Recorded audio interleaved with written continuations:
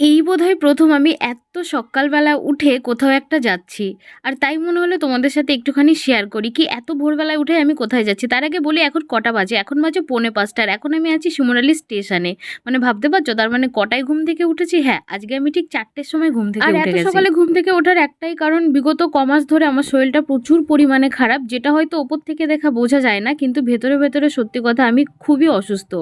কিন্তু যার জন্যে অনেক দিন থেকেই ভাবছিলাম কি ডাক্তার আমার দেখাতেই হবে। প্রথমে তো আমাদের লোকালের থেকে ওষুধ খাচ্ছিলাম, কিন্তু তাতে কিছুই হয়নি।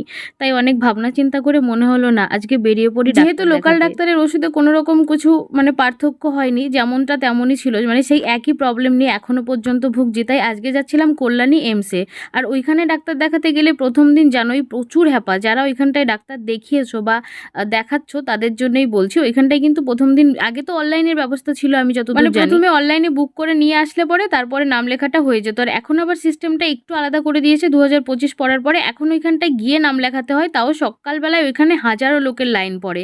যার জন্য একটু সকাল সকালই বেরিয়ে পড়লাম। আর আমার বাড়ি থেকে যেহেতু বেশি দূর না স্টেশন, ওই জন্যে মনে হলো যে আগে আগে থেকে লাইনটা দিয়ে যদি ফার্স্টের দিকে একটু ডাক্তারটা দেখিয়ে নিতে পারি তাহলে বাড়িতেও তাড়াতাড়ি। যার জন্য 4:30 সময় মানে 4টের সময় উঠে 4:30-এর মধ্যে বাড়ি থেকে বেরিয়ে গেছে। আর এইখানটায় এসে তারপরেও দেখছি মিনিমাম এইখানটায় হাজারো লোকের লাইন অলরেডি পড়ে গেছে।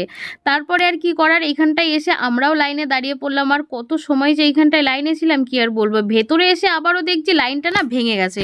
মানে ভেতরে সিস্টেমটা কি বলতো, একবার যদি গেটটা খুলে দেয়, এটা কিন্তু গেটের বাইরে, ভেতরে হচ্ছে গেটটা খুলে দিলে পরে ভেতরে গিয়ে আবারও যে যার মতো দৌড়ে, মানে যে আগে গিয়ে লাইনে দাঁড়াতে পারবে সেই আগে পাবে। তো ভেতরে এই যে আমরা হচ্ছে ঢুকে গেছি এমসের ভেতরের এরিয়াটার, ওই যে দূরে দেখা যাচ্ছে। বাইরে তো ছিলাম প্রায় 1000 লোকের পেছনে, এইখানটায় এসে কিন্তু আরও পেছনে পড়ে গেছি। আসলে বিষয়টা আমার জানা ছিল না, যার জন্য আমি ধীরে সুস্থিতেই আসছিলাম। তো এইখানটায় ফাইনালি নামটা লেখানো হয়ে গেছে, নাম লিখিয়ে একটুখানি বসেছিলাম। আর তারপরে ভাইরে ভাই ডাক্তার দেখানোর ওইখানটায় গিয়ে দেখছি এত বই জমা পড়েছে।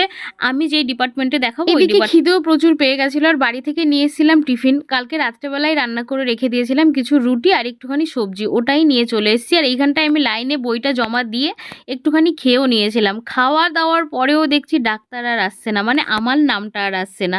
তো ফাইনালি ডাক্তার দেখানো হয়ে গেছে একবার, তারপরে আমাকে দুবার এইখানটায় একটা নর্মালি টেস্ট দিয়েছিল, ওটা করে নিয়ে আবারও আমি ডাক্তার দেখিয়েছিলাম। একদিনে ডাক্তারের কাছে আমার 3বার যেতে হয়েছে আলাদা আলাদা রিপোর্ট নিয়ে। তো সেইটা দেখানোর পরে আমাকে একটা নর্মালি ওষুধ আপাতত দিল, আর অনেক টেস্ট দিয়ে দিয়েছে, যেগুলো আমি আবার করে নিয়ে আবারও আমাকে আসতে হবে। মানে এই যে শুরু হলো আমার ডাক্তার দেখানোর জার্নি, জানি না এটা কত দিন চলবে, সেটা 1 বছরও হতে পারে কিংবা 2 বছর কিংবা 6 মাস।